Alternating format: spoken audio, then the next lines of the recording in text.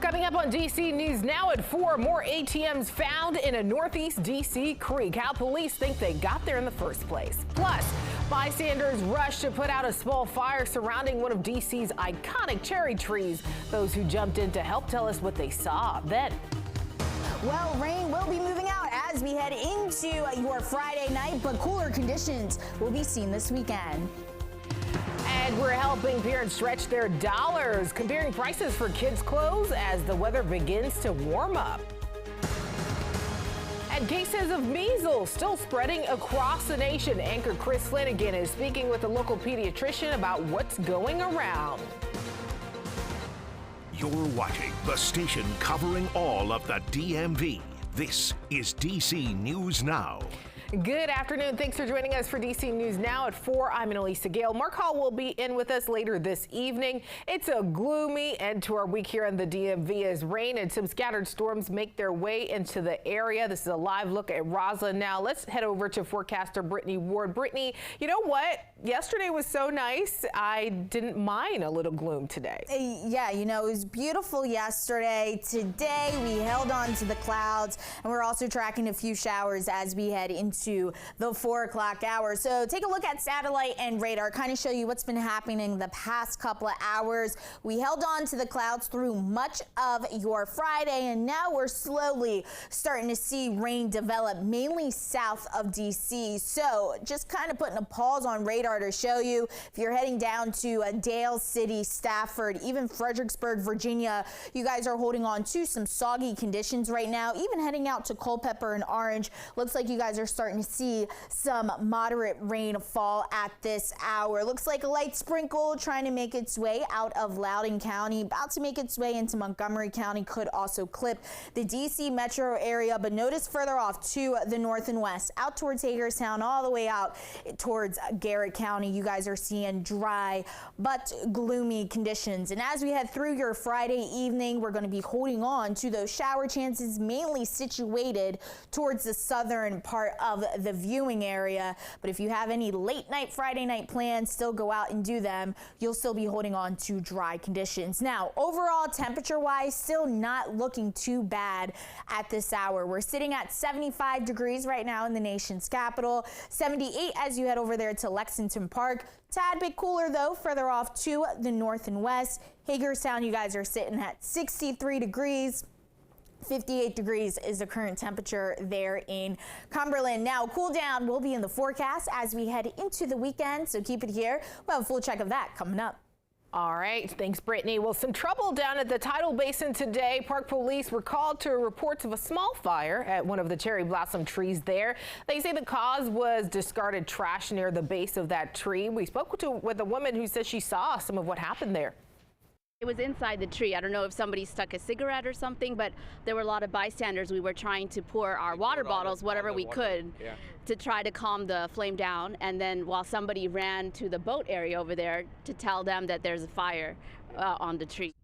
Luckily, there was no real damage to that tree. Thankfully, the cause of that fire is still being looked into. And our Leonard N. Fleming is joining us live from the Tidal Basin now. Leonard, it looks beautiful behind you. You seem very excited about this assignment, by the way. I'm having a lot of fun. And these crowds have been super steady, as you can kind of see. Well, you don't see a little bit over here to my left here, but you know, they're coming as from as far away as Texas to New York just to take in these cherry blossoms just before they hit peak bloom. And these puffy white blossoms are the rave. Across the Tidal Basin to the up close and personal view of the white blossoms, people took pictures and strolled to enjoy the moment. Cherry blossom lovers had to get some sort of glimpse of the quiet before the storm, with larger crowds than expected in the coming days. National Park Service officials say blossoms are out and now are near bloom stage. Christine Center of Virginia says she wanted to catch an early peek at the blossoms. I think they're absolutely beautiful, and we actually lived in Okinawa, Japan, so I just like the connection there with the Japanese. But also, I'm so excited that we came today because the weather is perfect. There's not a lot of crowds. There are some that are blooming. They haven't all bloomed, so there's still that potential, and it just makes me happy. Yeah, the National Park Service says that these blossoms are very, very close to bloom stage right now. That's stage 5 for the people like myself who are just getting familiarized with it. And just so you know, Annalisa, I did not coordinate this red shirt today that matches perfectly with the cherry blossoms. Reporting from the Tidal Basin, Leonard N. Fleming, DC News Now, back to you. Yeah, Leonard, very picturesque there. Beautiful. I love it. Blossoms are great. Well, staying in DC now, a Jeep reportedly involved in a shooting with police in Southeast Washington was found abandoned in Northeast. Now, according to DC police, officers were in the 4600 block of Martin Luther King Jr. Avenue in Southeast when they were met with bullets. And they say a woman in a stolen silver Jeep with VA tags took off. The Jeep you see on the screen that previously is believed to be the one involved in the incident. It was abandoned in the 200 block of Kenilworth Avenue in Northeast. Police continue now to search for a suspect in this case. No injuries, thankfully, were reported.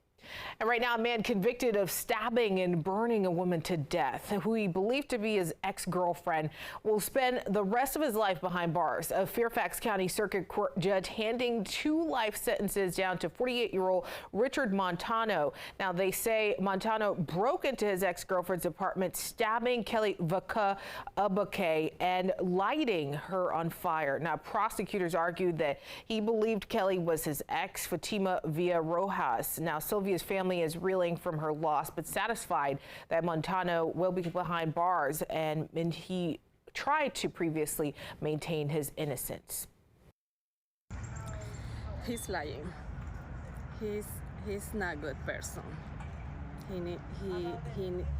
need to go and stay in the jail. Now, Montano plans on working with a public defender to appeal his sentence. Hear from the victim's husband in our next hour. Well, turning back to the district now, starting today, you can expect major road closures around the National Mall for the 2024 Rock and Roll Half Marathon and 5K. That includes parts of Pennsylvania, Constitution, and Maryland Avenues, as well as 3rd, 4th, and 6th Streets in Northwest. Now, more closures will happen tomorrow morning. You can check the DC Police website for a full list of closures there.